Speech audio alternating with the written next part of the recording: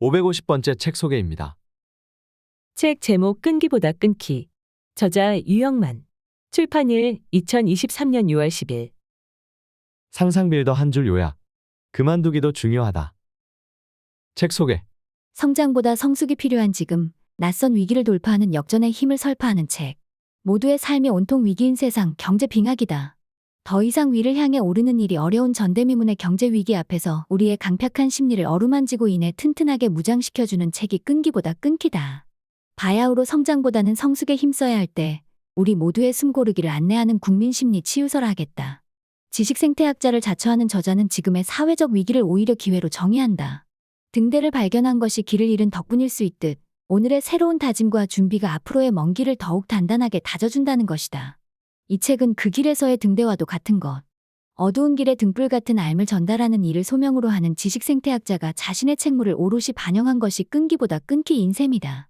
모두가 오를 곳이 넉넉할 때는 끈기가 빛을 발하지만, 그래서 한동안은 끈기에 대한 예찬이 넘쳐났지만 이제 그러한 끈기는 용도가 다했다는 것이 저자의 관점이다. 그래서 끈기는 이제 미련한 고집이 되고 끊기가 절실한 덕목이 되어버렸다. 지금은 모두가 바닥으로 내려가는 끈기를 통해 다시 솟구치는 힘을 얻어야 한다. 문득 찾아온 경제 빙하기를 멍하니 바라만 보지 말고 아직도 늦지 않았으니 일단 바닥으로 내려가 지나온 시절을 정리하고 점검하는 시간을 가져보자. 서로가 서로에게 따뜻한 희망의 체온을 나누면서 혹한 길을 극복해내는 펭귄의 연대처럼 우리도 난국을 극복할 수 있다는 가능성에 서로를 힘껏 보듬어 안아보자. 그렇게 스스로에게 그리고 서로에게 위로의 메시지를 던져보자. 끈기보다 끊기가 그 메시지다. 지금 위기라고 느끼는 사람들, 위로가 필요한 사람들에게 이 책은 분명 과감히 바닥을 치고 다시 솟구치는 힘을 전해줄 것이다. 끈기 아닌 끊기를 통해 새로운 봄은 반드시 오고야 말 것.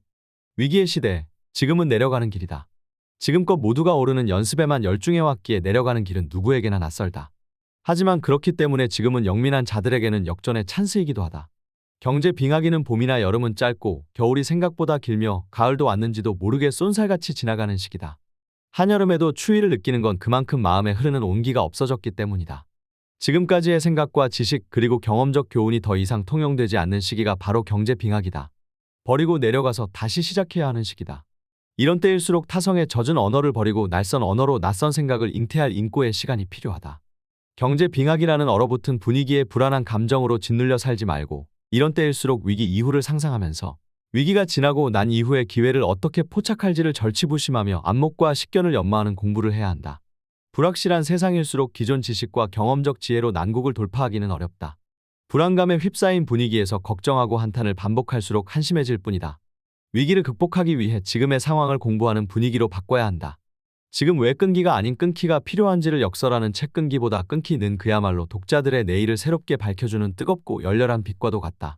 모든 터널에는 끝이 있다는 믿음, 모든 눈은 반드시 녹고 모든 비는 반드시 그친다는 믿음, 그리고 누군가 동의하지 않아도 봄은 반드시 오고야 만다는 믿음, 그것이 우리의 힘든 오늘을 살게 만드는 희망의 파수꾼들이다. 그렇기에 그 기다림의 시간을 어떻게 보내야 하는지를 알려주는 끈기보다 끊기는 지친 우리들의 오늘을 희망으로 꽉 채워줄 것이다. 책에서 얻은 내용. 건장한 젊은이가 다리를 건너다 물에 빠졌다. 그는 수영을 할 줄 몰랐다.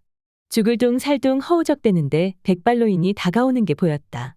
그런데 노인은 물에 빠진 젊은이를 외면한 채 지나치는 것이었다. 어르신, 저 좀 살려주세요. 노인은 몇 걸음 더 가다가 돌아보더니 말했다. 겁먹지 말고 밑을 보게. 젊은이가 밑을 보니 바닥이 보였다. 그는 물속으로 들어가 바닥을 차고 솟구쳐서 나왔다. 울타리를 믿지 마라. 평균 100대 1이 넘는 경쟁률을 뚫고 대기업에 입사한 홍씨. 왜 대기업을 선택했느냐는 질문에 이렇게 대답한다. 안정적이잖아요. 회사가 잘못될 가능성은 적고 급여나 복리후생 수준은 높고 말이죠. 대기업은 기회가 많습니다. 해외 지사에 나가 근무해 볼 수도 있고 여러 분야를 거치면서 다양한 경험을 쌓을 수도 있겠죠. 대기업에 입사한 대기업 취업을 준비하는 많은 젊은이들이 홍씨와 비슷한 생각을 가지고 있을 것이다. 대기업이라는 직장의 가장 큰 매력은 안정성 아니겠는가?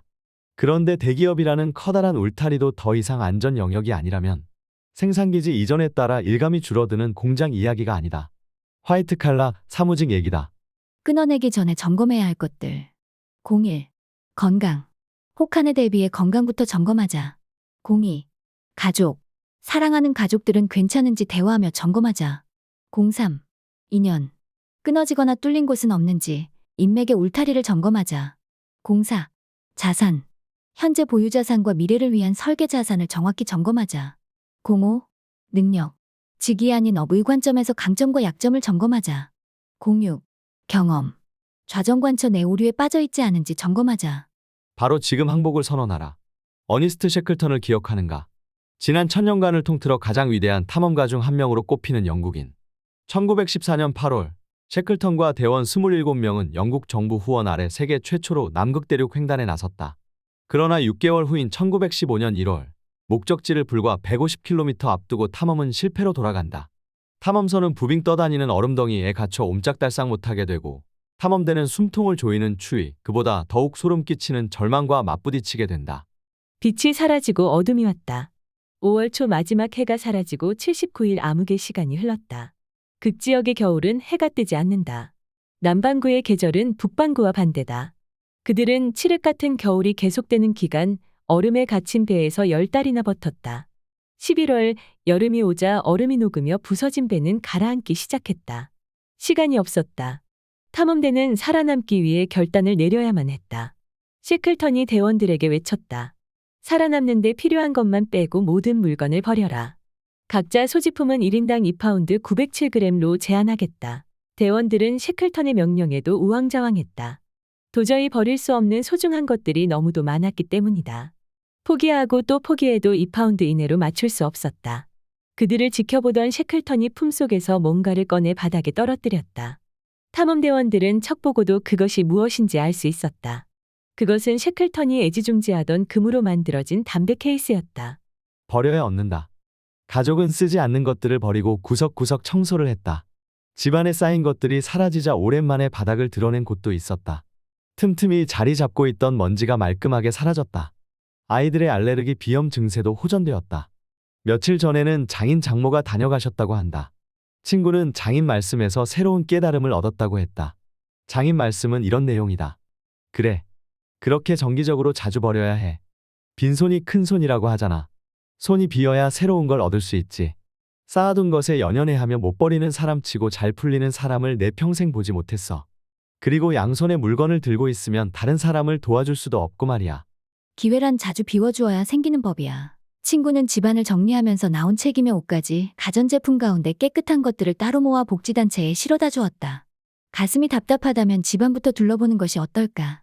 버릴 것들을 정리하고 나면 새로운 기분을 느낄 수 있을 것이다. 물리적인 짐만이 아니다. 마음속 짐까지 버리고 비워야 다른 것을 받아들일 준비가 된다. 다른 패러다임의 세계에서 살아남기 위해서는 지금 갖고 있는 것, 익숙하고 습관적인 것, 당연하고 상식적인 것들을 다른 눈으로 바라봐야 한다. 천천히 서둘러라. 로마의 역사가 수에토니우스 수토니우스 가슨 황제전 더 바이 더 케이사럼에 이런 말이 나온다. 천천히 서둘러라 페스티나 렌테. 원래 아우구스투스 어거스티스 황제가 한 말이라고 한다. 그는 카이사르가 암살된 이후 벌어졌던 피비린내 나는 내란을 종식시킨 후 이 말을 자신의 좌우명으로 삼았다고 한다. 페스티나 렌테라는 말은 서둘러라를 의미하는 페스티나와 천천히를 의미하는 렌테의 합성어다. 서두르다 보면 천천히 할 수 없고 천천히 하다 보면 서두를 수 없다. 따라서 천천히 서둘러라라는 말은 논리적 모순이다. 하지만 이 말은 모순을 넘어서 역설적으로 들린다. 서두르지만 전후좌우를 따져보면서 서두르라는 말이다. 바쁜 우리들은 방향과 목적의식을 잃고 자신이 왜 서두르는지조차 망각하는 경우가 있다. 목적 없는 질주는 가만히 앉아있는 것만 못하다. 그래서 멈춰야 할 시기를 아는 지혜와 천천히의 여유가 조급함보다 중요하다. 천천히 서둘러라. 이 말은 두 가지에서 의미심장하다. 먼저 서두르되 내가 무엇을 위해 서두르는지를 분명하게 인식하라는 것이다. 다음으로 급할수록 돌아가라는 의미다. 상식적으로는 곡선으로 가는 것보다 직선으로 가는 길이 빠른 길이다. 그러나 빨리 가는 직선 길에는 장애물도 많고 경쟁자도 많은 법이다. 그래서 우회하는 길보다 시간이 더 많이 걸릴 수도 있다. 쓰러졌을 때 기꺼이 배우고 다시 일어나라. 쓰러지고 넘어져 봐야 비로소 정체성을 발견할 수 있다. 무엇을 할 수 있고 무엇을 할 수 없는지 말이다. 쓰러지고 넘어지는 것이 실패가 아니다. 쓰러지고 넘어진 다음 다시 일어서지 않는 것이 실패다. 실패는 그만두는 순간 시작된다. 색다른 결과는 색다른 시도에서 비롯된다. 색다른 시도를 하다 보면 실수할 수도 있고 실패할 수도 있다. 실패는 누구나 다 경험하는 것이다. 하지만 실패를 통해 교훈을 얻고 그 실패로 인해 우뚝 서는 사람은 많지 않다. 우리들 대부분은 똑같은 실패를 반복한다. 실패를 통한 학습 learning by failure를 하지 않기 때문이다. 우리가 보는 남들의 성공은 한결같이 완성형이다. 그 속에 담겨 있는 수많은 회의와 좌절, 실패의 흔적은 보지 못한다. 어느 날 갑자기 뚝 떨어진 것으로 오해한다. 그리하여 자신에게 그런 재능을 주지 않은 신을 원망한다. 하지만 그 성공을 빚어낸 사람 입장에서 볼 때 그것은 수많은 세월 동안 걸어온 길일 뿐이다. 그들은 그 성공을 완성작으로 보지 않는다. 오히려 개선할 여지가 많은 작품으로 여긴다. 실패한 부분을 끊임없이 찾아내고 고치려고 한다. 성공한 사람들에게 성공은 미완성이다.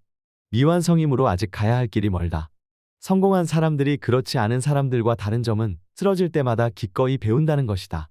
노여워하거나 원망하지 않는다. 그래서 다시 일어나서 도전을 반복하는 것이다. 끊어내기 전에 시작해야 할 것들. 01. 버리기. 쓰지 않는 물건 버리기, 욕심 버리기, 체면 버리기, 질투 버리기. 02. 줄이기. 체지방 줄이기, 기초생활비 줄이기, 잦은 외식 줄이기, 과한 여행 줄이기. 03. 힘쓰기. 운동에 힘쓰기, 독서에 힘쓰기, 자기계발에 힘쓰기, 지금 하는 일에 힘쓰기. 04. 말하기. 가족, 연인, 친구에게 사랑과 우정 표현하기, 힘들 땐 힘들다고 말하기. 05. 나누기. 작은 기쁨 나누기, 음식 나누어 먹기, 걱정 나누기, 희망 나누기. 끊어내면서도 간직해야 할 것들. 01. 신뢰. 모든 것을 다 잃어도 신뢰만 있다면 다시 일어설 수 있다. 02. 열정. 열정을 키워라. 빙하기 최고의 자산은 열정이다. 03. 규칙. 꾸준히 실천하는 작은 규칙 하나가 우리의 인생을 바꾼다. 04. 사랑. 사랑은 감싸 안는 힘이다. 기쁨과 슬픔을 넘어 고통과 시련까지 포용한다. 05. 꿈. 어려울 때 더욱 빛나는 별, 그 별을 따라가라. 그것이 꿈이다. 끊어내는 연습. 1. 버티지 말자. 올라가는 것만 알았던 우리는 지금 최악의 위험에 처했다. 신속하게 판단하고 백기를 들자. 기꺼이 끊어내야 다시 오를 수 있다.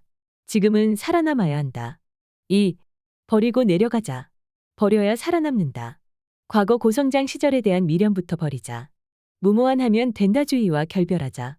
본전 생각과 체면까지 과감하게 버리자. 낡은 습관도 벗어버리고 홀가분하게 끊어내야 한다. 3. 함께하자. 고마워하자. 주변 사람들에게. 그들 덕분에 여기까지 올 수 있었다. 따뜻한 밥을 나누어 먹으며 서로를 격려하자. 경쟁자들에게 배우며 그들의 위대함을 깨닫자. 어려운 때일수록 친구들을 챙기자. 사랑해야 살아남을 수 있다. 4. 두려워 말자. 불확실성 공포에 주눅들 이유가 없다. 해야 할 일, 하고 싶은 일들을 꾸준하게 반복하는 과정에서 우리는 어려움을 극복해낼 것이다. 실패를 두려워하지 말자. 그 속에 성공의 불씨가 잠자고 있다. 5. 천천히 끊어내자. 발밑을 살피면서 내려가자. 예상 밖의 위험이 도사리고 있을지도 모른다. 상황을 유심히 관찰하자. 언젠가 다시 올라올 때를 대비해 기억 속에 남겨두자. 오를 때보다는 내려갈 때 더 많은 교훈이 숨어있는 법이다. 6. 반성하며 끊어내자. 올라가는 것만을 당연하게 여겼던 편견을 버리자. 남의 탓을 그만두자. 지금의 고통은 우리가 불러들인 것임을 명심하자. 오히려 고통에 고마워하자. 고통은 우리의 성장과 성숙을 이끌어내기 위한 마법 주문인지도 모른다. 7. 방황도 괜찮다. 우회가 직선보다 빠를 때가 있다. 좋아하는 일을 하면서 기꺼이 즐거운 방황을 하자. 책을 읽자. 어려운 때일수록 자기 개발에 투자해야 한다. 그 투자가 인생 역전의 귀중한 미천이 된다는 사실을 명심하자. 8. 새로운 세계를 바라보자. 과학과 이론에 대한 맹신에서 벗어나자. 감을 키우자. 프로페셔널로 거듭나 새로운 패러다임의 흐름에 올라타자. 새로운 세계는 열려있는 인재를 원한다. 마음을 열고 나만의 재능을 꽃피우자. 에필로그. 지금은 희망의 종류를 바꾸는 용기가 필요하다. 프랑스의 세계적인 여성 잡지 엘르아의 편집장이자 준수한 외모와 화술로 프랑스 사교계를 풍미하던 장 도미니크 보비 주인 더메닉 바우비. 그가 뇌졸중으로 쓰러진 건 1995년 12월 8일 그의 나이 43세 때였다. 3주 후 그는 의식을 회복했지만 전신마비가 된 상태에서 유일하게 왼쪽 눈꺼풀만 움직일 수 있게 되었다. 그가 할 수 있는 일은 눈 깜빡거림 뿐이다. 그는 결심했다. 눈이 깜빡거릴 순간만이라도 마지막 최선을 다해 내 삶을 불멸화할 책을 쓰자고. 얼마 후 그는 눈 깜빡임 신호로 알파벳을 지정해 글을 쓰기 시작했다. 물론 깜빡거리는 눈의 움직임을 감지하는 조력자의 도움을 근간으로 말이다. 그 조력자가 바로 대필자인 클로드 망디빌이다. 등대를 발견한 것은 길을 잃은 덕분이다. 때로는 한 문장 쓰는데 꼬박 하룻밤을 샜다. 그런 식으로 대필자에게 20만 번 이상 눈을 깜박여 15개월 만에 쓴 책이 잠수복과 나비 The Diving Bell and the Butterfly다. 책 출간 8일 후 그는 심장마비로 그토록 꿈꾸던 나비가 되었다. 이 책을 쓰는 나는 여전히 사지가 멀쩡하다. 내가 생각하고 느낀 대로 내 손가락을 움직여 내 마음대로 키보드 자판을 두드려 글을 쓸 수 있다.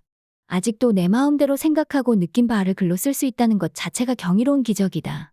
잘못 쓰면 지울 수도 있고 얼마든지 지우고 다시 쓸 수 있는 기능도 활용할 수 있다. 엄청난 행복을 누리고 살고 있음에도 그걸 못 느끼고 산다. 장도미니크 보비는 서문에 이렇게 썼다. 흘러내리는 침을 삼킬 수만 있다면 세상에서 가장 행복한 사람이다. 그의 말에 따르면 자연스러운 들숨과 날숨을 가진 것만으로도 우리는 가장 행복한 사람이다. 불평과 원망은 행복에 겨운 자의 사치스런 신음이라고. 아침에 일어날 수 있는 것도 기적이고 숟가락과 젓가락으로 밥과 반찬 그리고 국을 먹을 수 있는 것도 축복이자 행복이라고. 내 마음대로 움직일 수 있는 사지가 존재하는 것만으로도 더 이상 바랄 것이 없는 삶의 기적이라고. 이런 기적의 선물을 받고도 대부분의 사람들은 언제나 더 많이 가진 다른 사람과 자신을 비교해서 평생을 비참하게 살아간다. 어느 날 장도미니크 보비는 가까운 거리에 있는 아들을 안아주고 싶었지만 마음대로 몸이 따라주지 않는다는 사실에 새삼 절망했다. 가까이 있는 아들조차도 따뜻하게 안아줄 수 없다는 현실이 안타까워서 눈물을 쏟았다. 동시에 슬픔이 파도처럼 밀려와 목에서 그르렁거리는 소리를 냈다. 무의식 중에 나온 힘겨운 소리에 오히려 아들은 깜짝 놀라며 아버지를 낯설어했다. 그때 그는 건강했던 지난날, 행복한 순간을 알아채지 못하고 불평불만을 쏟아부은 경험을 심각하게 후회하기 시작했다. 한순간도 헛되이 보내지 말았어야 할 소중한 시간을 그저 행복에 겨워 툴툴거리며 일어났던 많은 아침들을 생각하며 죄스러움을 금할 길 없었다. 그는 잠수복을 입은 것처럼 갇힌 신세가 되었지만 그제서야 마음은 훨훨 나는 나비를 상상하며 삶을 긍정했다. 그는 말한다. 혼수 상태에서 벗어난 직후 휠체어에 앉아 산책에 나섰을 무렵 우연히 등대를 발견한 것은 길을 잃은 덕분이었다고. 길을 잃어도 희망을 포기하지 않으면 등대를 찾을 수 있다는 사실을 몸소 깨달았다고. 축복도 조금 멀리 있어야 인생의 보약이 된다. 기회는 위기 덕분이고 인류는 이류 덕분이고 고귀함은 고생함 덕분이다. 덕분에 운명도 바뀐다. 곤경 덕분에 풍경도 생기고 비극 덕분에 희극을 무대에서 연기할 수 있다. 좌절과 절망 덕분에 절치부심하고 시행착오를 경험하다 희망의 싹을 틔우면서 판단착오를 줄일 수 있는 비결을 알게 된다. 상처받은 인생이 그 상처를 기반으로 도약할 수 있다. 역경을 뒤집어 경력으로 만드는 과정에서 배운 교훈을 체중에 실리는 언어로 번역해내는 과정에서 자기만의 생각이 생긴다. 상처받은 경험이 언어로 번역되는 순간 독자를 감동시킬 수 있는 기반이 생기는 이유다. 상처가 없으면 상급을 기약할 수 없다. 상처받고 쓰러져도 만신창이가 되어도 사는 길은 있다. 넘어진 곳이 일어서는 곳이다. 가장 절망적인 때가 가장 희망적인 때이고 어두움에 질식할 것 같은 때가 샛별이 나타날 때다. 별은 저만큼 멀리 떨어져 있어 아름다운 것처럼 축복도 조금 멀리 있어 보일 때 오히려 인생의 보약이 된다. 사투 끝에 맞이하는 전화위복이 가장 멋지고 풍성한 축복이다. 타고난 팔자 타령하지 말고 지금 이 순간 내가 할 수 있는 일에 목숨 걸고 전력 투구하자. 아직도 숨을 쉴 수 있고 몸을 움직일 수 있으면 사주팔자 도 얼마든지 나의 생각대로 움직이는 사주팔자로 바꿀 수 있다. 타고난 운명이나 팔자를 탓하지 말고 팔자를 잡아뜨리면 메비우스의 띠가 되지 않는가? 메비우스 띠 왼쪽과 오른쪽을 자르면 두 개의 0이 나온다. 태어날 때 아무것도 없이 태어나서 죽을 때 아무것도 없이 돌아간다는 의미다. 팔자를 세워서 좌우로 자르면 왼쪽과 오른쪽에 삼자가 두 개 생긴다. 인생에는 3번의 위기와 3번의 기회가 있다는 말이다. 팔자가 나쁘다고 한탄하지 말자. 운명을 새롭게 창조할 수 있는 기회는 얼마든지 있다. 빠르게 성장하려는 효율성을 버리고 내가 진정으로 성장을 통해 갖추거나 이루고 싶은 효과성을 몸에 장착하자. 효율적으로 살아왔는데 지나고 나면 몸에 남는 감각적 각성이 없는 이유는 너무 빨리 목적지에서 목적지로 이동하는 속도에 몸을 실었기 때문이다. 절망의 밑바닥에 숨막히는 희망의 텃밭이 존재한다. 경제 빙하기는 속도보다 밀도가 요구되는 시기다.